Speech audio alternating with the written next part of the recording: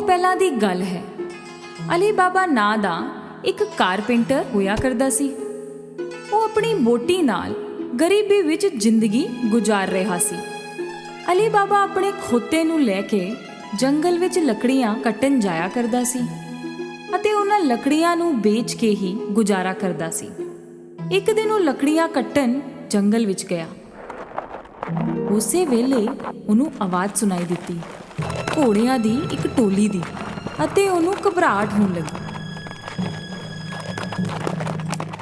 ਸ਼ਾਇਦ ਇਹ ਚੋਰ ਹੈ, ਮੈਂ ਲੁਕ ਜਾਣਾ।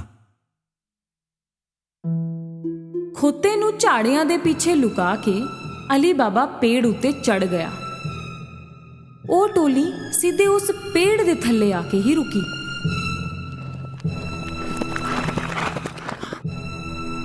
ਅਲੀ ਬਾਬਾ ਨੇ ਗਿਣਤੀ ਕੀਤੀ, ਉਹ ਪੂਰੇ 40 ਸੀ। ਉਹਨਾਂ ਲੋਕਾਂ ਨੇ ਕੁਝ ਭਾਰੀ ਸਮਾਨ ਆਪਣੇ ਘੋੜਿਆਂ ਤੋਂ ਲਾਇਆ। ਅਲੀ ਬਾਬਾ ਨੂੰ ਸਮਝ ਆ ਗਿਆ ਕਿ ਉਹ ਚੋਰ ਨੇ।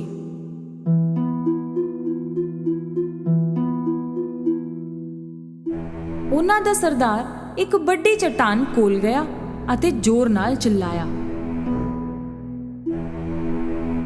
ਖੁੱਲ ਜਾ ਸਿਮ ਸਿਮ। ਉਸੇ ਵੇਲੇ ਕੁਝ ਅਜੀਬ ਹੋਇਆ। ਉਹ ਵੱਡੀ ਚਟਾਨ ਹਟ ਗਈ, ਜਿਵੇਂ ਇੱਕ ਗੇਟ ਹੋਵੇ, ਅਤੇ ਸਾਹਮਣੇ ਸੀ ਇੱਕ ਗੁਫਾ। ਸਾਰੇ ਚੋਰ ਇੱਕ ਇੱਕ ਕਰਕੇ ਅੰਦਰ ਗਏ ਆਪਣੇ ਭਾਰੀ ਸਮਾਨ ਦੇ ਨਾਲ। ਆਖਰੀ ਚੋਰ ਦੇ ਜਾਂਦੇ ਹੀ ਉਹ ਚਟਾਨ ਫੇਰ ਆਪਣੀ ਥਾਂ ਉੱਤੇ ਆ ਗਈ। ਅਲੀ ਬਾਬਾ ਨੂੰ ਭਰੋਸਾ ਨਹੀਂ ਹੋਇਆ, ਪਰ ਥੋੜੀ ਦੇਰ ਬਾਅਦ ਉਹ ਚਟਾਨ ਫੇਰ ਹਿੱਲੀ ਤੇ ਚੋਰ ਬਾਹਰ ਆਏ।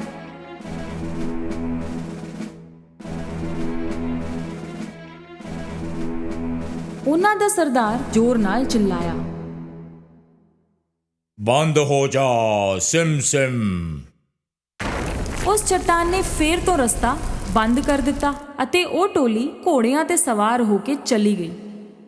ਅਲੀ ਬਾਬਾ ਪੇੜ ਤੋਂ ਥੱਲੇ ਉਤਰਿਆ ਅਤੇ ਸਿੱਧਾ ਚਟਾਨ ਵੱਲ ਗਿਆ। ਉਹਨੇ ਉਹੀ ਸ਼ਬਦ ਕਹੇ, ਖੁੱਲ ਜਾ ਸਿਮ ਸਿਮ। ਉਹ ਚਟਾਨ ਗੜਗੜਾਹਟ ਦੀ ਆਵਾਜ਼ ਨਾਲ ਫੇਰ ਤੋਂ ਹਟ ਗਈ। ਅਲੀ ਬਾਬਾ ਅੰਦਰ ਗਿਆ। ਅੰਦਰ ਜੋ ਸੀ ਉਹ ਵੇਖ ਕੇ ਉਹਦਾ ਸਿਰ ਘੁੰਮ ਗਿਆ। ਸੋਨੇ ਦੇ ਸਿੱਕੇ, ਹੀਰੇ, ਖਜ਼ਾਨੇ ਇੱਧਰ ਉੱਧਰ ਹੀ ਬਿਖਰੇ ਹੋਏ ਪਏ ਸੀ।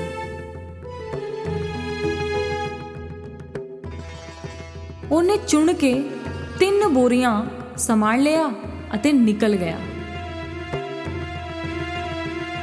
ਬਾਹਰ ਉਹਨੇ ਫੇਰ ਤੋਂ ਉਹ ਬੋਲਿਆ ਜੋ ਸਰਦਾਰ ਨੇ ਬੋਲਿਆ ਸੀ,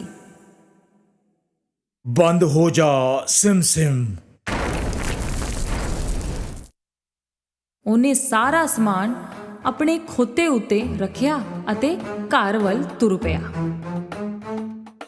ਘਰ ਪਹੁੰਚ ਕੇ ਉਹਨੇ ਉਹ ਸਮਾਨ ਆਪਣੀ ਵਹੁਟੀ ਨੂੰ ਵਿਖਾਇਆ। ਉਹਨੂੰ ਵੀ ਸਮਝ ਨਹੀਂ ਆਇਆ ਕਿ ਅਲੀ ਬਾਬਾ ਇਹ ਸਭ ਲਿਆਇਆ ਕਿੱਥੋਂ, ਇੰਨਾ ਸੋਨਾ ਕਿੱਥੋਂ ਮਿਲਿਆ। ਅਲੀ ਬਾਬਾ ਨੇ ਉਹਨੂੰ ਸਾਰੀ ਕਹਾਣੀ ਦੱਸੀ। ਉਹ ਸੁਣ ਕੇ ਬੜੀ ਖੁਸ਼ ਹੋਈ ਅਤੇ ਸਮਾਨ ਕੱਢਣ ਲੱਗੀ। ਚਲੋ ਗਿਣਦੇ ਹਾਂ, ਸਾਡੇ ਕੋਲ ਕਿੰਨੇ ਸਿੱਕੇ ਨੇ। ਨਹੀਂ, ਇੱਕ ਟੋਆ ਪੱਟ ਕੇ ਉਹਦੇ ਅੰਦਰ ਲੁਕਾ ਦਿੰਨੇ ਹਾਂ। ਫੇਰ ਤੁਸੀਂ ਦੱਬਣ ਵਾਸਤੇ ਥਾਂ ਬਣਾਓ ਅਤੇ ਮੈਂ ਤੁਹਾਡੇ ਭਰਾ ਕਾਸਿਮ ਕੋਲੋਂ ਭਾਂਡਾ ਲੈ ਕੇ ਆਂਦੀ ਹਾਂ। ਅਲੀ ਬਾਬਾ ਦਾ ਭਰਾ ਬੜਾ ਅਮੀਰ ਸੀ, ਪਰ ਲਾਲਚੀ ਵੀ ਸੀ। ਉਹ ਕਦੀ ਅਲੀ ਬਾਬਾ ਦੀ ਮਦਦ ਨਹੀਂ ਕਰਦਾ ਸੀ। ਇਸ ਕਰਕੇ ਅਲੀ ਬਾਬਾ ਨੇ ਕਿਹਾ, ਸਿੱਕਿਆਂ ਦੇ ਬਾਰੇ ਕਿਸੇ ਨੂੰ ਕੁਝ ਨਹੀਂ ਕਹਿਣਾ, ਕਿਸੇ ਨੂੰ ਵੀ ਨਹੀਂ। ਉਹਦੀ ਵਹੁਟੀ ਕਾਸਿਮ ਤੋਂ ਨਾਪਣ ਵਾਸਤੇ ਭਾਂਡਾ ਮੰਗਣ ਪਹੁੰਚੀ। ਕਾਸਿਮ ਨੂੰ ਦਾਲ ਵਿੱਚ ਕੁਝ ਕਾਲਾ ਲੱਗਿਆ ਤੇ ਉਹਨੇ ਪੁੱਛਿਆ, ਤੈਨੂੰ ਕਿਉਂ ਚਾਹੀਦਾ ਹੈ? ਕੀ ਨਾਪੇਂਗੀ ਉਸ ਵਿੱਚ? ਅਲੀ ਬਾਬਾ ਦੀ ਵਹੁਟੀ ਨੇ ਕੁਝ ਝੂਠ ਮੂਠ ਜਿਹਾ ਕਹਿ ਦਿੱਤਾ। ਕਾਸਿਮ ਨੂੰ ਉਹਦੇ ਉੱਤੇ ਭਰੋਸਾ ਨਹੀਂ ਹੋਇਆ। ਉਹਨੇ ਚੁੱਪਕੇ ਜਿਹੇ ਭਾਂਡੇ ਥੱਲੇ ਸ਼ਹਿਦ ਲਾ ਕੇ ਦੇ ਦਿੱਤਾ। ਉਸੇ ਭਾਂਡੇ ਵਿੱਚ ਸੋਨੇ ਦੇ ਸਿੱਕੇ ਨਾਪਣ ਲੱਗੇ ਦੋਨੋਂ, ਅਤੇ ਫੇਰ ਸਾਰੇ ਸਿੱਕੇ ਦੱਬ ਦਿੱਤੇ।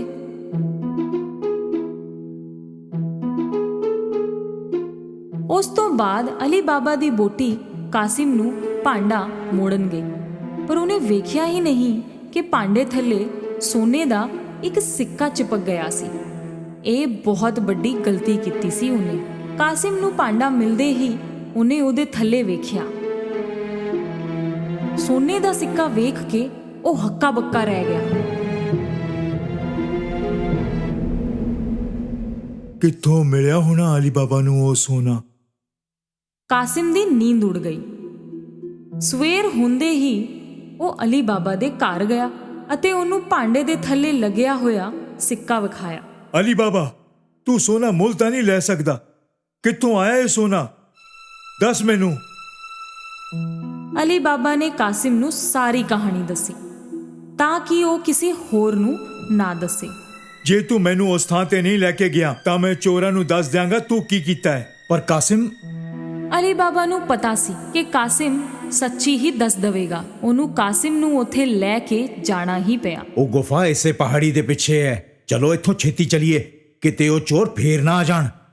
ਦੋਨੋਂ ਵਾਪਸ ਘਰ ਮੁੜ ਆਏ, ਪਰ ਕਾਸਿਮ ਦਾ ਧਿਆਨ ਉੱਥੇ ਗੁਫਾ ਵਿੱਚ ਹੀ ਸੀ। ਉਹ ਹੱਥੋਂ ਹੱਥ 2 ਖੋਤੇ ਲੈ ਕੇ ਗੁਫਾ ਕੋਲ ਪਹੁੰਚਿਆ। ਉੱਥੇ ਪਹੁੰਚਦੇ ਹੀ ਉਹਨੇ ਉਹ ਸ਼ਬਦ ਦੁਹਰਾਏ ਜਿਹੜੇ ਅਲੀ ਬਾਬਾ ਨੇ ਦੱਸੇ ਸੀ। ਖੁੱਲ ਜਾ ਸਿਮ ਸਿਮ।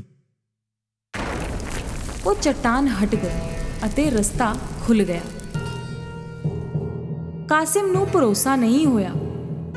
ਅੰਦਰ ਦਾ ਨਜ਼ਾਰਾ ਵੇਖ ਕੇ ਉਹ ਹੱਕਾ ਬੱਕਾ ਰਹਿ ਗਿਆ। ਇੰਨਾ ਸੋਨਾ ਵੇਖ ਕੇ ਉਹਦਾ ਦਿਮਾਗ ਖਰਾਬ ਹੋ ਗਿਆ। ਉਹਨੇ ਛੇਤੀ ਛੇਤੀ ਸੋਨਾ ਭਰਿਆ ਆਪਣੇ ਝੋਲੇ ਵਿੱਚ। ਜਦੋਂ ਥਾਂ ਨਹੀਂ ਬਚੀ, ਉਹ ਬਾਹਰ ਨਿਕਲਣ ਲੱਗਿਆ, ਪਰ ਗੁਫਾ ਤਾਂ ਚਟਾਨ ਨਾਲ ਬੰਦ ਸੀ ਅਤੇ ਉਹਨੂੰ ਖੋਲ੍ਹਣ ਵਾਸਤੇ ਉਹਨੇ ਜੋ ਸ਼ਬਦ ਬੋਲਨੇ ਸੀ ਉਹ ਉਹਨੂੰ ਯਾਦ ਨਹੀਂ ਆ ਰਹੇ ਸੀ ਤੇ ਉਹ ਕੁਝ ਵੀ ਪੁੱਠਾ ਸਿੱਧਾ ਬੋਲਣ ਲੱਗ ਪਿਆ। ਖੁੱਲ ਜਾ ਟਿਮ ਟਿਮ, ਖੁੱਲ ਜਾ ਕੁਮ ਕੁਮ, ਖੁੱਲ ਜਾ ਜਿਮ ਜਿਮ। ਉਹ ਬਹੁਤ ਕੁਝ ਬੋਲਿਆ, ਪਰ ਚਟਾਨ ਟਸ ਤੋਂ ਮਸ ਨਹੀਂ ਹੋਈ। ਉਹ ਘਬਰਾਇਆ ਹੋਇਆ ਸੀ। ਉਹਨੂੰ ਕੋਈ ਰਸਤਾ ਨਹੀਂ ਮਿਲ ਰਿਹਾ ਸੀ। ਐਨੀ ਦੇਰ ਵਿੱਚ ਚੋਰ ਗੁਫਾ ਕੋਲ ਪਹੁੰਚ ਗਏ। ਉਹਨਾਂ ਨੂੰ ਕਾਸਿਮ ਦਾ ਖੋਤਾ ਵੇਖ ਕੇ ਸ਼ੱਕ ਹੋਇਆ ਅਤੇ ਉਹਨਾਂ ਨੇ ਆਪਣੀਆਂ ਤਲਵਾਰਾਂ ਕੱਢ ਲਈਆਂ। ਖੁੱਲ ਜਾ ਸਿਮ ਸਿਮ।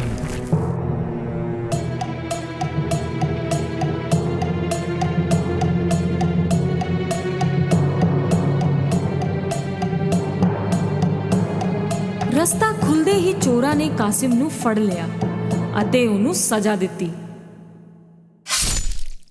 ਤਾਂ ਇਹ ਚੋਰ ਸਾਡੀ ਚੋਰੀ ਕਰ ਰਿਹਾ ਸੀ। ਦੇਰ ਰਾਤ ਹੋਣ ਤੋਂ ਬਾਅਦ ਵੀ ਜਦੋਂ ਕਾਸਿਮ ਘਰ ਨਹੀਂ ਮੁੜਿਆ ਤਾਂ ਉਹਦੀ ਬੋਟੀ ਨੂੰ ਫਿਕਰ ਹੋਣ ਲੱਗੀ। ਉਹਨੇ ਅਲੀ ਬਾਬਾ ਕੋਲੋਂ ਮਦਦ ਮੰਗੀ। ਅਲੀ ਬਾਬਾ ਨੂੰ ਵੀ ਕਾਸਿਮ ਦੀ ਫਿਕਰ ਸੀ। ਉਹ ਗੁਫਾ ਕੋਲ ਪਹੁੰਚਿਆ ਤਾਂ ਉਹਨੂੰ ਕਾਸਿਮ ਦੇ ਖੋਤੇ ਦਿਸੇ ਤਾਂ ਉਹ ਸਮਝ ਗਿਆ ਕਿ ਕਾਸਿਮ ਨੂੰ ਚੋਰਾਂ ਨੇ ਮਾਰ ਦਿੱਤਾ ਹੋਵੇਗਾ। ਉਹਨੇ ਆਪਣੀ ਬੋਟੀ ਨੂੰ ਸਭ ਕੁਝ ਦੱਸਿਆ। ਉਹਨਾਂ ਨੇ ਫੈਸਲਾ ਕੀਤਾ ਕਿ ਉਹ ਇਹ ਗੱਲ ਕਿਸੇ ਨੂੰ ਨਹੀਂ ਦੱਸਣਗੇ। ਕੁਝ ਦਿਨਾਂ ਬਾਅਦ ਅਲੀ ਬਾਬਾ ਅਤੇ ਉਹਦੀ ਬੋਟੀ ਕਾਸਿਮ ਦੇ ਘਰ ਵਿੱਚ ਰਹਿਣ ਲੱਗੇ। ਉਹਨਾਂ ਨੇ ਉਹਦਾ ਕੰਮਕਾਜ ਸੰਭ ਲਿਆ ਅਤੇ ਬੜੀ ਤਰੱਕੀ ਕੀਤੀ। ਉਹ ਬਹੁਤ ਅਮੀਰ ਹੋ ਗਏ। ਕੁਝ ਦਿਨਾਂ ਬਾਅਦ ਚੋਰਾਂ ਦੇ ਸਰਦਾਰ ਨੂੰ ਸਮਝ ਆਇਆ ਕਿ ਗੁਫਾ ਵਿੱਚੋਂ ਦਿਨ ਬ ਦਿਨ ਸੋਨਾ ਘੱਟ ਹੁੰਦਾ ਜਾ ਰਿਹਾ ਸੀ ਤੇ ਉਹਨੇ ਇੱਕ ਚੋਰ ਨੂੰ ਧਿਆਨ ਰੱਖਣ ਵਾਸਤੇ ਕਿਹਾ। ਸ਼ਹਿਰ 'ਚ ਜਾਓ ਤੇ ਵੇਖੋ ਕੀ ਕੋਈ ਏਦਾਂ ਦਾ ਹੈ ਜੋ ਨਵਾਂ ਅਮੀਰ ਬਣਿਆ ਹੋਵੇ ਤੇ ਬਹੁਤ ਜ਼ਿਆਦਾ ਖਰਚਾ ਕਰ ਰਿਹਾ ਹੋਵੇ। ਉਸ ਚੋਰ ਦੀ ਨਜ਼ਰ ਪਈ ਅਲੀ ਬਾਬਾ ਉੱਤੇ, ਜਿਹੜਾ ਸੋਨੇ ਦੇ ਸਿੱਕੇ ਲੈ ਕੇ ਬਾਜ਼ਾਰ ਵਿੱਚ ਘੁੰਮ ਰਿਹਾ ਸੀ। ਉਹਨੇ ਅਲੀ ਬਾਬਾ ਦਾ ਪਿੱਛਾ ਕੀਤਾ। ਅਲੀ ਬਾਬਾ ਦੇ ਘਰ ਦੇ ਅੰਦਰ ਜਾਂਦੇ ਹੀ ਚੋਰ ਨੇ ਅਲੀ ਬਾਬਾ ਦੇ ਬੂਹੇ ਉੱਤੇ ਨਿਸ਼ਾਨ ਬਣਾ ਦਿੱਤਾ।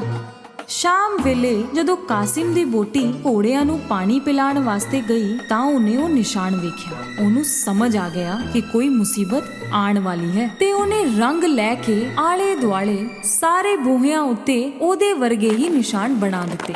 ਸਵੇਰ ਹੁੰਦੇ ਹੀ 40 ਚੋਰਾਂ ਦੀ ਟੋਲੀ ਅਲੀ ਬਾਬਾ ਦਾ ਘਰ ਲੱਭਣ ਆਈ ਤੇ ਉਹਨਾਂ ਨੂੰ ਹਰ ਬੂਹੇ ਉੱਤੇ ਉਹਦਾ ਦਾ ਹੀ ਨਿਸ਼ਾਨ ਦੱਸਿਆ ਅਤੇ ਉਹ ਹਾਰ ਕੇ ਵਾਪਸ ਮੁੜ ਗਏ। ਪਰ ਉਹਨਾਂ ਦਾ ਸਰਦਾਰ ਜਿੱਦੀ ਸੀ। ਉਹਨੇ ਭੇਸ ਬਦਲ ਕੇ ਉਹਨੂੰ ਲੱਭਣਾ ਸ਼ੁਰੂ ਕੀਤਾ ਅਤੇ ਚੁੱਪਚਾਪ ਉਹ ਪਹੁੰਚਿਆ ਅਲੀ ਬਾਬਾ ਦੇ ਘਰ। ਬੂਹਾ ਖੜਕਾਇਆ ਤਾਂ ਅਲੀ ਬਾਬਾ ਨੇ ਖੋਲ੍ਹਿਆ। ਮੈਂ ਬਹੁਤ ਦੂਰੋਂ ਆਇਆ ਹਾਂ। ਮੈਂ ਤੇਲ ਵੇਚਣ ਨਿਕਲਿਆ ਸੀ। ਸੁਣਿਆ ਤੁਸੀਂ ਇੱਥੋਂ ਦੇ ਸਭ ਤੋਂ ਅਮੀਰ ਇਨਸਾਨ ਹੋ। ਤੇਲ ਬਹੁਤ ਹੀ ਵਧੀਆ ਹੈ, ਖਰੀਦੋਗੇ? ਅਲੀ ਬਾਬਾ ਨੇ ਸਰਦਾਰ ਨੂੰ ਤੇਲ ਦਾ ਵਪਾਰੀ ਸਮਝ ਕੇ ਉਹਨੂੰ ਰਾਤ ਦੇ ਖਾਣ ਉੱਤੇ ਆਉਣ ਵਾਸਤੇ ਕਿਹਾ। ਤੇਲ ਦੀਆਂ 40 ਬਰਨੀਆਂ ਲੈ ਕੇ ਉਹ ਅਲੀ ਬਾਬਾ ਦੇ ਘਰ ਪਹੁੰਚਿਆ। ਅਲੀ ਬਾਬਾ ਨੇ ਉਹਦੀ ਬਹੁਤ ਖਾਤਰਦਾਰੀ ਕੀਤੀ। ਰਾਤ ਨੂੰ ਉੱਥੇ ਹੀ ਰੁਕਣ ਦੀ ਸਲਾਹ ਦੇਣ ਤੇ ਸਰਦਾਰ ਨੇ ਖੁਸ਼ੀ-ਖੁਸ਼ੀ ਹਾਂ ਕਰ ਦਿੱਤੀ। ਜਦੋਂ ਉਹ ਦੋਨੋਂ ਖਾਣਾ ਖਾ ਰਹੇ ਸੀ, ਕਾਸਿਮ ਦੀ ਬੋਟੀ ਤੇਲ ਦੀਆਂ ਬਰਨੀਆਂ ਵੇਖਣ ਗਈ। ਉਹਨੂੰ ਕੁਝ ਆਵਾਜ਼ ਸੁਣਾਈ ਦਿੱਤੀ। ਅਸੀਂ ਬਾਹਰ ਨਿਕਲੀਏ? ਨਹੀਂ, ਥੋੜੀ ਦੇਰ ਹੋਰ। ਤਾਂ ਉਹਨੂੰ ਇਹ ਸਮਝ ਆ ਗਿਆ ਬਰਨੀਆਂ ਵਿੱਚ ਤੇਲ ਨਹੀਂ ਹੈ, ਬਲਕਿ ਚੋਰ ਲੁਕੇ ਨੇ ਅਤੇ ਉਹ ਇੱਥੇ ਕਿਉਂ ਆਏ ਨੇ। ਉਹ ਰਸੋਈ ਵਿੱਚ ਗਈ ਅਤੇ ਬਹੁਤ ਸਾਰਾ ਤੇਲ ਗਰਮ ਕੀਤਾ ਅਤੇ ਹਰ ਇੱਕ ਬਰਨੀ ਵਿੱਚ ਗਰਮ ਤੇਲ ਪਾ ਦਿੱਤਾ। ਅੰਦਰ ਬੈਠੇ ਚੋਰਾਂ ਦੀ ਹਾਲਤ ਖਰਾਬ ਹੋ ਗਈ ਅਤੇ ਉਹ ਕੁਝ ਕਰ ਵੀ ਨਹੀਂ ਸਕੇ।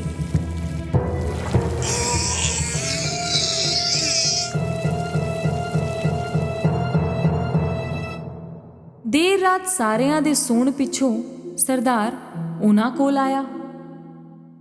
ਹੁਣ ਬਾਹਰ ਆ ਜਾਓ। ਉਹਨੂੰ ਕੋਈ ਵੀ ਹਰਕਤ ਨਹੀਂ ਦਿਸੀ ਤਾਂ ਉਹ ਫੇਰ ਬੋਲਿਆ।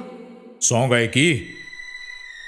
ਉਹਨੇ ਫੇਰ ਕਿਹਾ, ਪਰ ਕੋਈ ਜਵਾਬ ਨਹੀਂ ਮਿਲਿਆ ਤੇ ਉਹਨੇ ਇੱਕ ਬਰਨੀ ਖੋਲ ਕੇ ਵੇਖੀ। ਉਹਨੇ ਜੋ ਵੇਖਿਆ ਉਹ ਵੇਖ ਕੇ ਉਹਦਾ ਦਿਲ ਬਹਿ ਗਿਆ। ਕਿਤੇ ਉਹ ਵੀ ਨਾ ਫੜਿਆ ਜਾਵੇ, ਇਹ ਸੋਚ ਕੇ ਉਹ ਡਰ ਗਿਆ ਅਤੇ ਉੱਥੋਂ ਭੱਜਿਆ ਤੇ ਫੇਰ ਕਦੇ ਮੁੜ ਕੇ ਵਾਪਸ ਨਹੀਂ ਆਇਆ। ਅਗਲੀ ਸਵੇਰ ਕਾਸਿਮ ਦੀ ਬੋਟੀ ਨੇ ਅਲੀ ਬਾਬਾ ਨੂੰ ਇਸ ਹਾਦਸੇ ਬਾਰੇ ਸਭ ਕੁਝ ਦੱਸਿਆ।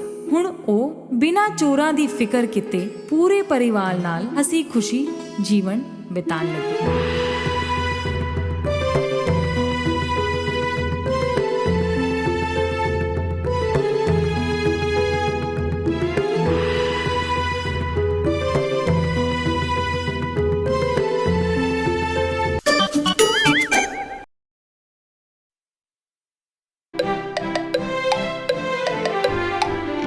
ਖੂਬਸੂਰਤ ਦਿਨ ਦੀ ਗੱਲ ਹੈ। ਐਲਿਸ ਆਪਣੀ ਦੀਦੀ ਨਾਲ ਪਿਕਨਿਕ ਤੇ ਗਈ ਸੀ। ਦੀਦੀ ਆਪਣੀ ਕਿਤਾਬ ਪੜ੍ਹ ਰਹੀ ਸੀ ਅਤੇ ਸਾਡੀ ਐਲਿਸ ਬੋਰ ਹੋ ਰਹੀ ਸੀ। ਉਸੇ ਵੇਲੇ ਇੱਕ ਚਿੱਟਾ ਖਰਗੋਸ਼ ਉੱਥੋਂ ਲੰਘਿਆ। ਉਹ ਖਰਗੋਸ਼ ਆਪਣੇ ਆਪ ਨਾਲ ਗੱਲ ਕਰ ਰਿਹਾ ਸੀ। ਐਲਿਸ ਨੂੰ ਬੜਾ ਅਜੀਬ ਲੱਗਿਆ ਕਿ ਖਰਗੋਸ਼ ਗੱਲ ਕਿਵੇਂ ਕਰ ਰਿਹਾ ਹੈ। ਖਰਗੋਸ਼ ਨੇ ਪਾਕਟ ਵਿੱਚੋਂ ਇੱਕ ਘੜੀ ਕੱਢੀ ਤੇ ਬੋਲਿਆ, ਓਹੋ ਕਿੰਨਾ ਲੇਟ ਹੋ ਗਿਆ ਮੈਂ। ਐਲਿਸ ਹੈਰਾਨ ਹੋ ਕੇ ਵੇਖ ਰਹੀ ਸੀ ਸਭ ਅਤੇ ਉਹ ਖਰਗੋਸ਼ ਦੇ ਮਗਰ ਤੁਰ ਪਈ। ਖਰਗੋਸ਼ ਨੇ ਇੱਕ ਪੇੜ ਤੇ ਚੜ੍ਹ ਕੇ ਉਹਦੇ ਤਣੇ ਵਿੱਚ ਛਾਲ ਮਾਰੀ ਅਤੇ ਐਲਿਸ ਨੇ ਵੀ ਉਹਦੇ ਮਗਰ ਛਾਲ ਮਾਰੀ। ਅੰਦਰ ਉਹ ਡਿੱਗਦੀ ਹੀ ਜਾ ਰਹੀ ਸੀ, ਜਿਵੇਂ ਕੋਈ ਡੂੰਘਾ ਖੂਹ ਹੋਵੇ। ਉਹ ਥੱਲੇ ਹੋਰ ਥੱਲੇ ਡਿੱਗਦੇ ਹੋਏ ਉਹਨੂੰ ਕਈ ਚੀਜ਼ਾਂ ਦਿਖ ਰਹੀਆਂ ਸੀ, ਫਰਨੀਚਰ, ਖਾਣ ਦੀਆਂ ਚੀਜ਼ਾਂ ਅਤੇ ਬਹੁਤ ਕੁਝ। ਉਹਦੀ ਜਿਵੇਂ ਦੁਨੀਆ ਹੀ ਘੁੰਮ ਰਹੀ ਸੀ। ਅਖੀਰ 'ਚ ਉਹ ਇੱਕ ਗੱਦੇ ਤੇ ਜਾ ਡਿੱਗੀ। ਉੱਠਦੇ ਹੀ ਉਹਦੇ ਸਾਹਮਣੇ ਇੱਕ ਕੋਰੀਡੋਰ ਸੀ, ਲੰਮਾ ਜਿਹਾ, ਅਤੇ ਉਹ ਤੁਰ ਕੇ ਜਾਣ ਲੱਗੀ। ਉਹਨੂੰ ਕਈ ਸਾਰੇ ਬੂਹੇ ਦਿਖੇ ਜਿਹੜੇ ਲੌਕਡ ਸੀ। ਅਚਾਨਕ ਖਰਗੋਸ਼ ਗਾਇਬ ਹੋ ਗਿਆ। ਹੁਣ ਉਹਨੂੰ ਚਿੰਤਾ ਹੋਣ ਲੱਗੀ ਸੀ ਕਿ ਉਹ ਬਾਹਰ ਕਿਵੇਂ ਨਿਕਲੇਗੀ। ਉਸੇ ਵੇਲੇ ਉਹਨੂੰ ਟੇਬਲ ਤੇ ਪਈ ਮਿਲੀ ਇੱਕ ਚਾਬੀ। ਇਸ ਚਾਬੀ ਨੂੰ ਉਹਨੇ ਉਹਨਾਂ ਬੂਹਿਆਂ ਚਲਾਇਆ, ਪਰ ਚਾਬੀ ਬਹੁਤ ਛੋਟੀ ਪੈ ਰਹੀ ਸੀ। ਇੱਧਰ ਉੱਧਰ ਦੇਖਣ ਤੇ ਉਹਨੂੰ ਪਰਦੇ ਦੇ ਪਿੱਛੇ ਲੁਕਿਆ ਹੋਇਆ ਦਿਖਿਆ ਇੱਕ ਨਿੱਕਾ ਜਿਹਾ ਬੂਹਾ। ਅਤੇ ਉਹਦੇ 'ਚ ਚਾਬੀ ਲਾਉਂਦੇ ਹੀ ਆਬਰਾ ਕਡਾਬਰਾ ਬੂਹਾ ਖੁੱਲ ਗਿਆ ਅਤੇ ਖੁੱਲਦੇ ਹੀ ਐਲਿਸ ਨੇ ਜੋ ਵੇਖਿਆ, ਵਾਹ! ਉਹਨੇ ਵੇਖਿਆ ਇੱਕ ਬਹੁਤ ਸੋਹਣਾ ਗਾਰਡਨ। ਪਰ ਐਲਿਸ ਉੱਥੇ ਜਾ ਨਹੀਂ ਪਾ ਰਹੀ ਸੀ ਕਿਉਂਕਿ ਬੂਹਾ ਨਿੱਕਾ ਸੀ।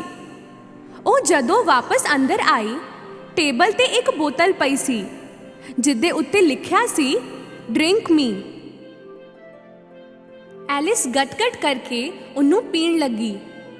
ਜਿੰਨਾ ਉਹ ਜਾਦੂਈ ਸ਼ਰਬਤ ਪੀ ਰਹੀ ਸੀ, ਉਨੀ ਹੀ ਉਹ ਨਿੱਕੀ ਹੁੰਦੀ ਜਾ ਰਹੀ ਸੀ।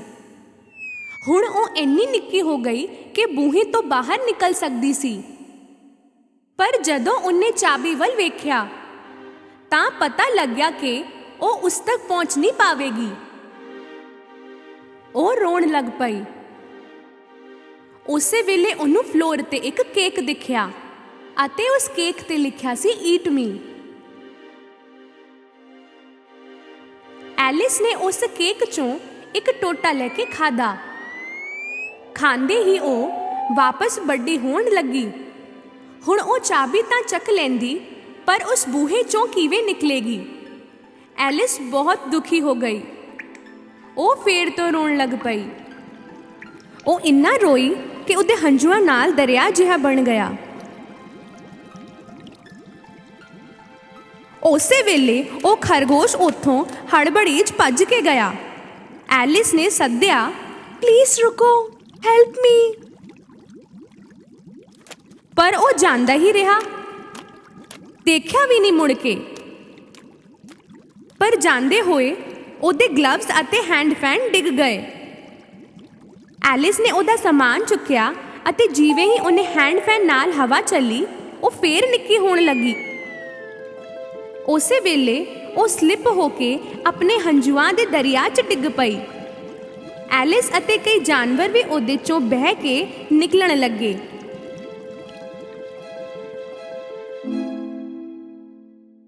ਜਦੋਂ ਉਹ ਬਾਹਰ ਨਿਕਲੇ, ਸਭ ਭਿੱਜ ਚੁੱਕੇ ਸੀ। ਐਲਿਸ ਨੂੰ ਫੇਰ ਤੋਂ ਉਹ ਖਰਗੋਸ਼ ਦਿਖਿਆ। ਖਰਗੋਸ਼ ਨੂੰ ਲੱਗਿਆ ਕਿ ਐਲਿਸ ਉਹਦੀ ਮੇਡ ਹੈ। ਉਹਨੇ ਉਹਨੂੰ ਉਹਦੇ ਘਰ ਜਾ ਕੇ ਉਹਦੇ ਗਲਵਜ਼ ਦੇ ਹੈਂਡ ਫੈਨ ਲਿਆਉਣ ਨੂੰ ਕਿਹਾ। ਐਲਿਸ ਜੰਗਲ 'ਚ ਖਰਗੋਸ਼ ਦੇ ਘਰ ਗਈ। ਅੰਦਰ ਜਾਂਦੇ ਹੀ ਉਹਨੂੰ ਗਲਵਜ਼ ਅਤੇ ਹੈਂਡ ਫੈਨ ਮਿਲ ਗਏ।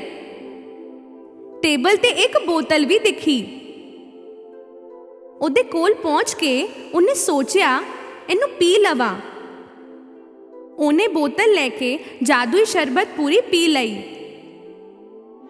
ਉਲਟਾ ਉਹ ਇੰਨੀ ਵੱਡੀ ਹੋ ਗਈ ਕਿ ਘਰ ਦੇ ਅੰਦਰ ਵੀ ਆ ਨਹੀਂ ਪਾ ਰਹੀ ਸੀ। ਹੁਣ ਮੈਂ ਕੀ ਕਰਾਂ?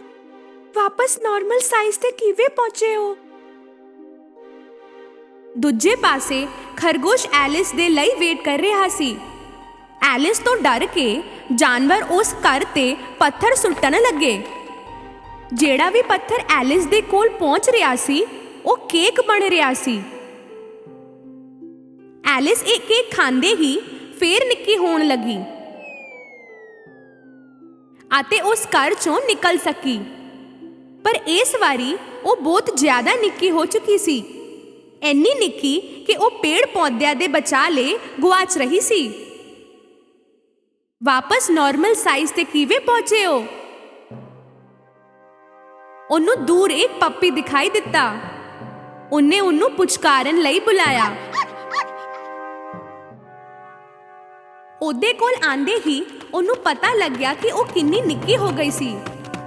ਉਹ ਪੱਪੀ ਦੇ ਹੇਠਾਂ ਕੁਚਲੀ ਜਾਣ ਤੋਂ ਮਸਾਂ ਬਚੀ। ਉਹ ਭੱਜਦੀ ਹੋਈ ਇੱਕ ਮਸ਼ਰੂਮ ਦੇ ਨਾਲ ਜਾ ਟਕਰਾਈ। ਉਹਦੇ ਉੱਤੇ ਇੱਕ ਬਲੂ ਕੈਟਰਪਿਲਰ ਬੈਠਾ ਸੀ। ਐਲਿਸ ਨੇ ਉਹਨੂੰ ਪੁੱਛਿਆ ਕਿ ਕਿੱਦਾਂ ਨਾਰਮਲ ਹੋ ਸਕਦੀ ਹਾਂ ਮੈਂ? ਕੈਟਰਪਿਲਰ ਮੁਸਕਰਾ ਕੇ ਬੋਲਿਆ, ਮਸ਼ਰੂਮ ਦਾ ਇੱਕ ਸਾਈਡ ਤੈਨੂੰ ਵੱਡਾ ਕਰ ਸਕਦਾ ਹੈ ਤੇ ਦੂਜਾ ਸਾਈਡ ਨਿੱਕਾ।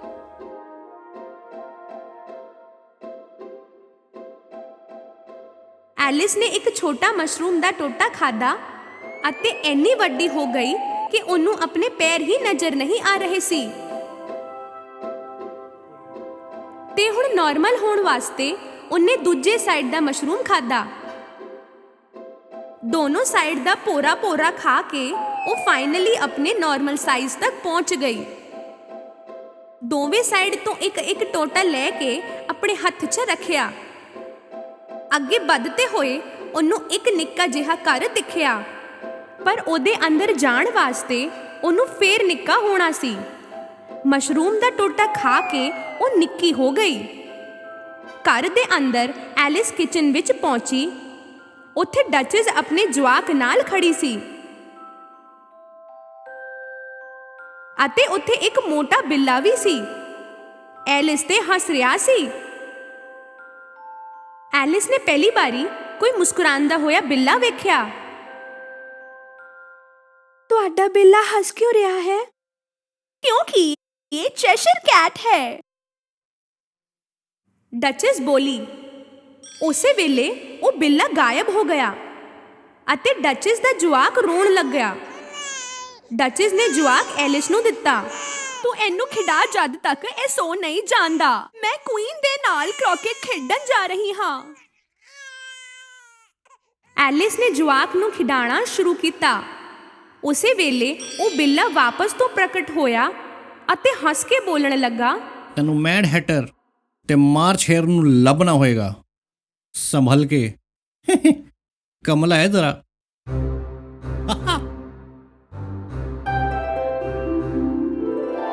ਐਲਿਸ ਗੁੱਸੇ ਨਾਲ ਉਹਦੇ ਉੱਤੇ ਚੀਖੀ, ਬਾਰ-ਬਾਰ ਗਾਇਬ ਹੋਣਾ, ਪ੍ਰਗਟ ਹੋਣਾ ਬੰਦ ਕਰ।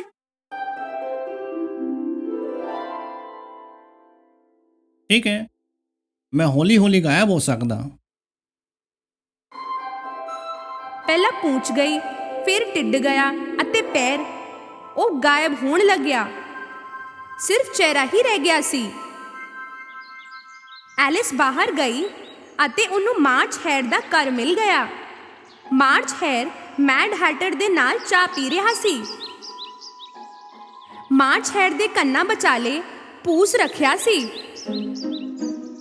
ਐਲਿਸ ਨੂੰ ਸਮਝ ਵੀ ਨਹੀਂ ਆਇਆ ਕਿ ਕਿਉਂ, ਅਤੇ ਮੈਡ ਹੈਟਰ ਨੇ ਇੱਕ ਹੈਟ ਪਾਇਆ ਹੋਇਆ ਸੀ।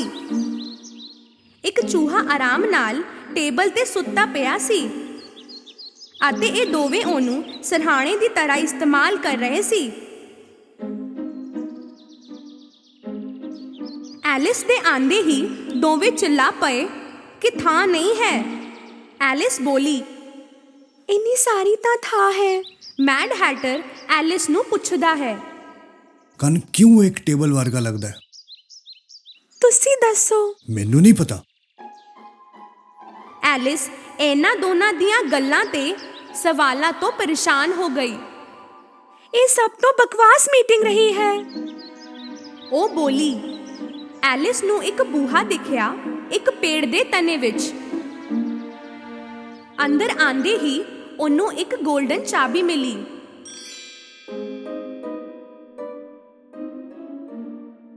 ਉਸ ਚਾਬੀ ਨਾਲ ਇੱਕ ਬੂਹਾ ਖੁੱਲਿਆ ਗਾਰਡਨ ਦਾ।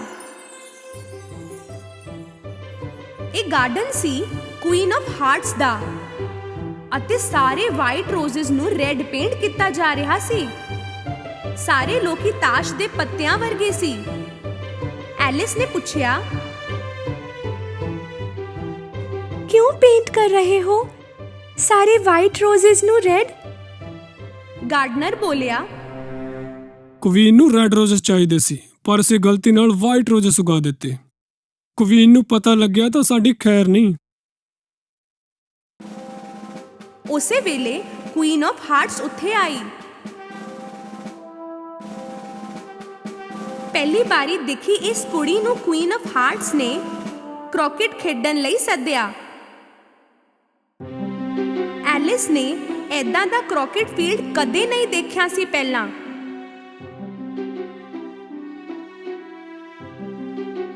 ਗੇਮ ਦੇ ਵਿਚਾਲੇ ਖਿਡਾਰੀ ਇੱਕ ਦੂਜੇ ਤੇ ਹੌਗਸ ਸੁੱਟ ਕੇ ਲੜਨ ਲੱਗੇ। ਇਹ ਤਾਂ ਕੁਈਨ ਨੂੰ ਬਹੁਤ ਬੁਰਾ ਲੱਗਿਆ। ਉਹ ਗੁੱਸੇ 'ਚ ਚਿল্ਲਾਈ, ਸਾਰੇ ਖਿਡਾਰੀਆਂ ਦੇ ਸਿਰ ਕਲਮ ਕਰ ਦਿੱਤਾ ਜਾ। ਉਹਨਾਂ ਨੇ ਕ੍ਰਿਕਟ ਪਾਰਟੀ ਕੈਂਸਲ ਕਰ ਦਿੱਤੀ। ਸਾਰੇ ਕੋਰਟ ਦੇ ਵੱਲ ਗਏ। ਕੁਈਨ ਦੇ ਕਿਚਨ 'ਚੋਂ ਪਾਈ ਚੋਰੀ ਕਰਨ ਵਾਲੇ ਜੈਕ ਆਫ ਹਾਰਟਸ ਉੱਤੇ ਕੇਸ ਸੀ। ਕੁਈਨ ਹਾਦਸੇ ਦੇ ਸਮੇਂ ਜੈਕ ਆਫ ਹਾਰਟਸ ਨੂੰ ਨਹੀਂ ਫੜ ਸਕੀ ਸੀ ਤੇ ਸਜ਼ਾ ਕਿਵੇਂ ਦਿੰਦੀ? ਜੈਕ ਆਫ ਹਾਰਟਸ ਨੂੰ ਬੰਦੀ ਬਣਾ ਕੇ ਰੱਖਿਆ ਗਿਆ ਸੀ। ਖਰਗੋਸ਼ ਨੇ ਇੱਕ ਕਾਗਜ਼ ਤੋਂ ਪੜ੍ਹਨਾ ਸ਼ੁਰੂ ਕੀਤਾ। ਇੱਕ ਸੰਡੇ ਦੀ ਗੱਲ ਹੈ, ਸਾਡੀ ਕੁਈਨ ਆਫ ਹਾਰਟਸ ਨੇ ਪਾਈ ਬਣਾਈਆਂ ਸੀ ਅਤੇ ਜੈਕ ਆਫ ਹਾਰਟਸ ਨੇ ਉਹਨਾਂ ਨੂੰ ਚੋਰੀ ਕਰ ਲਿੱਤਾ।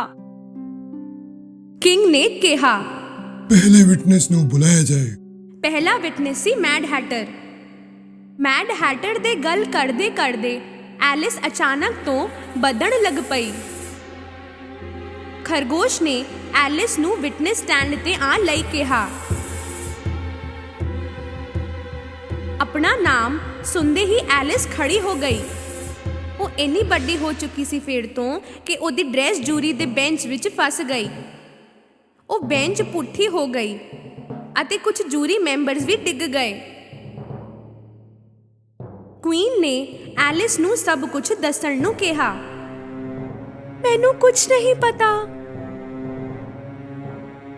ਐਲਿਸ ਬੋਲੀ। ਨਹੀਂ ਪਤਾ? ਏਦਾਂ ਵੀ ਸਿਰ ਕਲਮ ਕਰ ਦਵੋ। ਐਲਿਸ ਨੇ ਹਿੰਮਤ ਨਾਲ ਕਿਹਾ। ਤੁਹਾਡੇ ਆਰਡਰਸ ਮੈਂ ਕਿਉਂ ਮੰਨਾਂ? ਤੁਸੀਂ ਮੇਰੀ ਕੁਈਨ ਨਹੀਂ ਹੋ। ਤੁਹਾਡਾ ਕੋਈ ਹੱਕ ਨਹੀਂ ਮੇਰੇ ਉੱਤੇ। ਜਿਵੇਂ ਹੀ ਐਲਿਸ ਨੇ ਇਹ ਕਿਹਾ, ਕੁਈਨ, ਕਿੰਗ ਅਤੇ ਸਾਰੇ ਤਾਸ਼ ਦੇ ਪੱਤੇ ਐਲਿਸ ਵੱਲ ਨੂੰ ਉੱਡਣ ਲੱਗ ਪਏ। ਐਲਿਸ ਨੇ ਉਹਨਾਂ ਨੂੰ ਫੜਨ ਦੀ ਕੋਸ਼ਿਸ਼ ਕੀਤੀ, ਪਰ ਉਹ ਐਲਿਸ ਨੂੰ ਇੱਕ ਹਨੇਰੀ ਬਣ ਕੇ ਘੇਰਨ ਲੱਗ ਪਏ ਅਤੇ ਉਹਨੂੰ ਵੀ ਆਪਣੇ ਅੰਦਰ ਖਿੱਚ ਲਿਆ। ਘੁੰਮ ਕੇ ਐਲਿਸ ਉਹਨਾਂ ਤਾਸ਼ ਦੇ ਪੱਤਿਆਂ ਦੇ ਨਾਲ ਪਹੁੰਚ ਗਈ ਹਰੇ ਪੱਤੇ ਤੇ ਫੁੱਲਾਂ ਦੇ ਵਿੱਚ। ਉਹਦੀ ਦੀਦੀ ਨੇ ਆਵਾਜ਼ ਲਗਾਈ, ਐਲਿਸ ਉੱਠ ਵੀ ਜਾ ਹੁਣ। ਜਦੋਂ ਉਹ ਉੱਠੀ ਤਾਂ ਸਮਝੀ ਕਿ ਸਭ ਇੱਕ ਸੁਪਨਾ ਸੀ। ਵਾਓ, ਕੀ ਸੁਪਨਾ ਸੀ! ਦੀਦੀ, ਮੈਂ ਸੁਣਾਵਾਂ ਆਪਣਾ ਸੁਪਨਾ ਤੁਹਾਨੂੰ। ਇੱਕ ਖਰਗੋਸ਼ ਜੈਕਟ ਪਾਏ ਹੋਏ।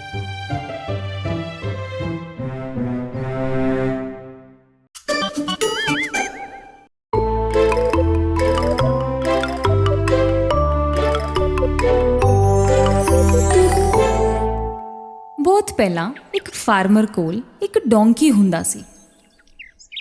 ਇਸ ਡੋਂਕੀ ਨੇ ਕਈ ਸਾਲ ਕੰਮ ਕੀਤਾ ਫਾਰਮਰ ਦੇ ਕੋਲ, ਕਣਕ ਦੀਆਂ ਬੋਰੀਆਂ ਲੱਦ ਕੇ। ਉਮਰ ਹੁੰਦੇ ਹੁੰਦੇ ਡੋਂਕੀ ਦੀ ਤਾਕਤ ਘੱਟ ਹੋ ਚੁੱਕੀ ਸੀ। ਜਦੋਂ ਉਹਨੂੰ ਅਹਿਸਾਸ ਹੋਇਆ ਕਿ ਹੁਣ ਬੋਰੀਆਂ ਨਹੀਂ ਚੁੱਕੀਆਂ ਜਾਣਗੀਆਂ, ਉਹ ਫਾਰਮ ਛੱਡ ਕੇ ਨਿਕਲ ਗਿਆ ਸਵੇਰੇ।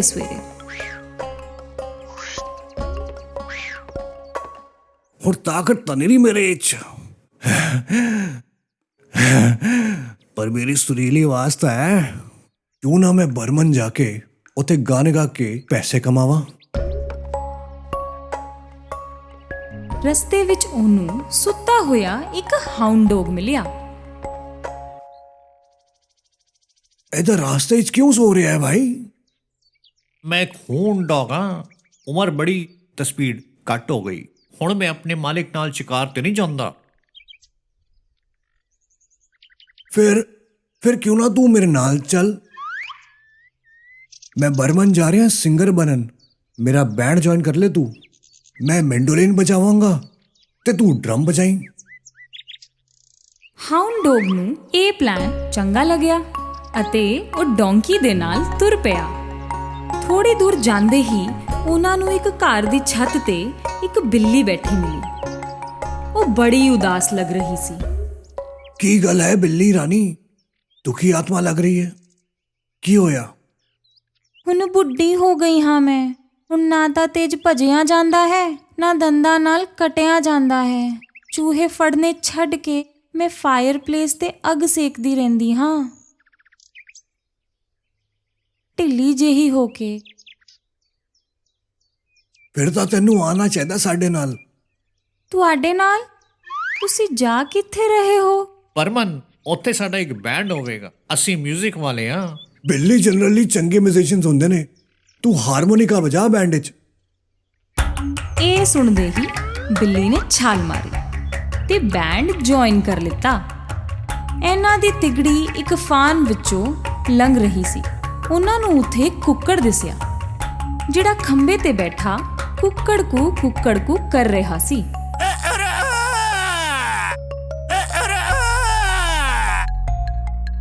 कुक्कड़ जी दोपहर हो गई है, ਅੱਜ ਸਵੇਰੇ ਅਲਾਰਮ ਨਹੀਂ ਵੱਜਿਆ ਸੀ ਕਿਆ? ਕੱਲ ਸੰਡੇ ਹੈ ਤੇ ਮੇਰੇ ਮਾਲਿਕ ਨੇ ਕੁਝ ਦੋਸਤਾਂ ਨੂੰ ਖਾਣੇ ਤੇ ਬੁਲਾਇਆ ਹੈ ਤੇ ਉਹ ਮੇਰਾ ਚਿਕਨ ਤੰਦੂਰੀ ਬਣਾ ਕੇ ਖਾਣ ਵਾਲੇ ਹੈ। ਤਾਂ ਇੱਥੇ ਅਟਕੇ ਕਿਉਂ? ਭੱਜ ਕਿਉਂ ਨਹੀਂ ਜਾਂਦੇ? ਮੈਂ ਜਾਵਾਂ ਵੀ ਤੇ ਕਿੱਥੇ ਜਾਵਾਂ? ਅੱਜ ਲਾਸਟ ਡੇ ਹੈ ਮੇਰਾ ਤੇ ਸੋਚਿਆ ਜੀ ਭਰ ਕੇ ਕੁਕੜੂ ਕੂ ਕਰ ਲਾਂ।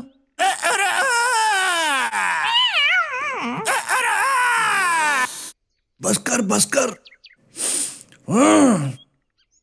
ਆਪਣੀ ਆਵਾਜ਼ ਏਦਾਂ ਨਾ ਖਰਚ ਕਰ, ਸਾਡੇ ਨਾਲ ਬਰਮਨ ਚੱਲ। ਅਸੀਂ ਇੱਕ ਬੈਂਡ ਬਣਾ ਰਹੇ ਹਾਂ ਤੇ ਤੇਰੀ ਸਟਰੋਂਗ ਆਵਾਜ਼ ਪਸੰਦ ਆਈ ਮੈਨੂੰ।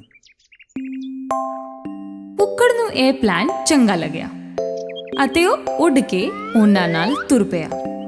ਮੂਰੇ ਬਾਕੀ 3, ਮਗਰ ਕੁੱਕੜ।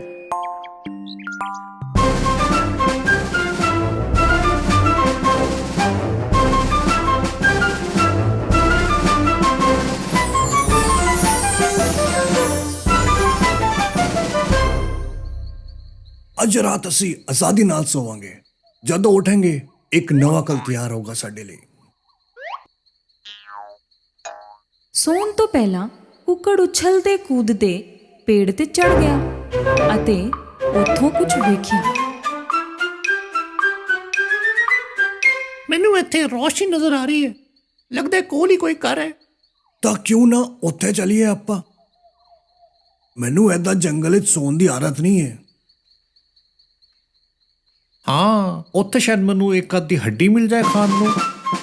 ਇਹ ਚਾਰੋਂ ਉਸ ਲਾਈਟ ਵੱਲ ਤੁਰ ਪਏ ਅਤੇ ਆਖਿਰ ਵਿੱਚ ਇੱਕ ਘਰ ਮਿਲਿਆ ਉਹਨਾਂ ਨੂੰ। ਸਭ ਤੋਂ ਲੰਬਾ ਸੀ ਡੋਂਕੀ ਤੇ ਉਹਨੇ ਬਾਰੀ ਵਿੱਚੋਂ ਵੇਖਿਆ ਕਿ ਅੰਦਰ ਹੈ ਕੀ ਦਿਖ ਰਿਹਾ ਹੈ? अरे भाइयों गजब हो गया, ਇੱਥੇ ਇੱਕ ਬਹੁਤ ਵੱਡਾ ਡਾਈਨਿੰਗ ਟੇਬਲ ਹੈ। वाह जी वाह। ਤਾਂ ਉਸ ਟੇਬਲ पे ਖਾਣ ਪੀਣ ਦੀ ਚੀਜ਼ਾਂ ਵੀ ਹੈ। ਹਾਏ ਮੇਰਾ ਤਾਂ ਲਾਰ ਟਪਕ ਰਹੀ ਹੈ। ਚਲੋ ਧਾਵਾ ਬੋਲਦੇ ਹਾਂ। रुको कुछ ਹੋਰ ਵੀ ਹੈ। ਹਾਂ 4 ਬੰਦੂਕ ਵਾਲੇ ਡਕੈਤ ਜਿਹੜੇ ਮਜ਼ੇ ਨਾਲ ਖਾ ਵੀ ਰਹੇ ਨੇ। ਹੁਣ ਖਾਣਾ ਕਿਵੇਂ ਖਾਵਾਂਗੇ? ਡਕੈਤ ਦਾ ਨਾਮ ਸੁਣਦੇ ਹੀ ਸਭ ਉਦਾਸ ਹੋ ਗਏ। ਕਿਉਂ ਆਣਾ ਸੀ ਇਹਨਾਂ ਨੂੰ ਇੱਥੇ? ਮੈਨੂੰ ਇੰਨੀ ਭੁੱਖ ਲੱਗ ਰਹੀ ਸੀ। ਚਲੋ ਵਾਪਸ ਜੰਗਲ ਨੂੰ। ਇੱਥੇ ਕੁਝ ਨਹੀਂ ਕਰ ਸਕਦੇ। ਕਾਸ਼ ਅਸੀਂ ਇਹਨੇ ਡਕੈਤਾਂ ਨੂੰ ਡਰਾ ਸਕਦੇ। ਅੱਛਾ ਦੇਖੋ, ਇੱਕ ਤਰੀਕਾ ਹੈ ਇਹਨਾਂ ਨੂੰ ਭਜਾਉਣ ਦਾ। ਹੁਣ ਧਿਆਨ ਨਾਲ ਸੁਣੋ ਮੇਰੀ ਗੱਲ।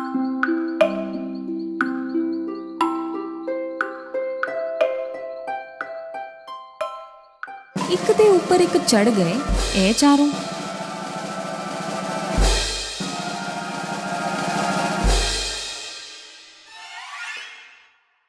ਤੇ ਅਚਾਨਕ ਤੋਂ ਬਾਹਰੋਂ ਨਾਲ ਗਾਣ ਲੱਗੇ।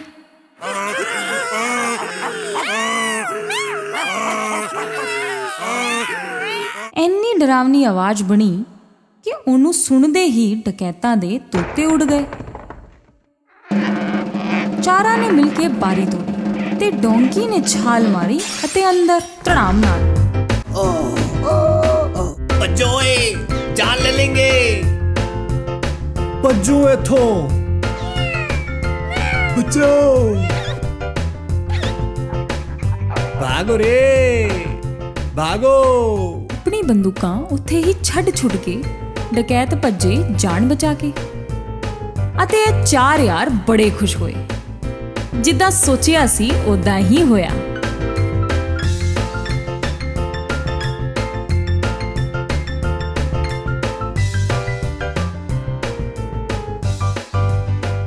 ਹੁਣ ਟੇਬਲ ਤੇ ਜਿਹੜਾ ਖਾਣਾ ਸੀ ਉਹਦੇ ਉੱਤੇ ਇਹ ਟੁੱਟ ਪਏ। ਖਾਣਾ ਖਾ ਕੇ ਸਾਰੇ ਸੌਣ ਗਏ। ਥੱਕੇ ਹਾਰੇ ਸੀ बेचारे। सब लाइट्स बंद करके सो गए। अद्धी रात हो चुकी सी। डकैता ने वेखिया कि घर विच लाइट नहीं है। उन्होंने अपने लंबू नूं भेजिया घर दे अंदर वेखण। लंबू अंदर गया ਬਿਲਕੁਲ ਹਨੇਰਾ ਸੀ ਅਤੇ ਉਹਨੂੰ ਰੋਸ਼ਨੀ ਚਾਹੀਦੀ ਸੀ। ਉਹਨੇ ਮਾਚਿਸ ਵਾਲੀ ਅਤੇ ਬਿੱਲੀ ਨੇ ਉਹਦੇ ਉੱਤੇ ਛਾਲ ਮਾਰੀ। ਉਹਨੇ ਨੁੰਦਰਾਂ ਮਾਰੀਆਂ ਤੇ ਹਾਊਂਡ ਡੌਗ ਨੇ ਉਹਦੇ ਪੈਰਾਂ ਤੇ ਵੱਢਿਆ। ਸ਼ੋਰ ਤੋਂ ਘਬਰਾ ਕੇ ਕੁੱਕੜ ਉੱਠਿਆ ਅਤੇ ਜ਼ੋਰ-ਜ਼ੋਰ ਨਾਲ ਕੁੱਕੜ ਕੂ ਕਰਨ ਲੱਗਿਆ। ਜਿੱਦਾਂ ਹੀ ਡਕੈਤ ਭੱਜਣ ਲੱਗਿਆ, ਬਾਹਰ ਖੜੇ ਡੌਂਕੀ ਨੇ ਉਹਨੂੰ ਜ਼ੋਰ ਨਾਲ ਲੱਤ ਮਾਰੀ। ਡਰਿਆ ਤੇ ਘਬਰਾਇਆ ਹੋਇਆ ਡਕੈਤ ਆਪਣੇ ਦੋਸਤਾਂ ਦੇ ਕੋਲ ਗਿਆ ਤੇ ਬੋਲਿਆ, ਓਏ ਔਰ ਉਸ ਘਰੇ 4 ਰਾਖਸ਼ ਨੇ ਤੇ ਉਹਨਾਂ ਨੇ ਮੇਰੇ ਤੇ ਹਮਲਾ ਵੀ ਕੀਤਾ। ਡਕੈਤ ਸਾਰੇ ਦੁਮ ਦਬਾ ਕੇ ਭੱਜੇ ਉੱਥੋਂ ਤੇ ਦੁਬਾਰਾ ਕਦੀ ਉੱਥੇ ਆਣ ਦੀ ਗੱਲ ਸੋਚੀ ਵੀ ਨਹੀਂ। 4.5 ਬਰਮਨ ਮਿਊਜ਼ੀਸ਼ੀਅਨਸ ਨੂੰ ਇਹ ਘਰ ਬਿਲਕੁਲ ਆਪਣੇ ਘਰ ਵਰਗਾ ਲੱਗਿਆ ਤੇ ਉਹਨਾਂ ਨੇ ਸੋਚਿਆ ਕਿ ਬਰਮਨ ਜਾਣ ਦੀ ਕੀ ਲੋੜ ਹੈ, ਕਿਉਂ ਨਾ ਅਸੀਂ ਸਭ ਇੱਥੇ ਹੀ ਰਹੀਏ। ਇਹ ਚਾਰੋਂ ਪੂਰੀ ਜ਼ਿੰਦਗੀ ਇੱਥੇ ਹੀ ਰਹੇ, ਗਾਉਂਦੇ ਬਜਾਉਂਦੇ ਹੋਏ।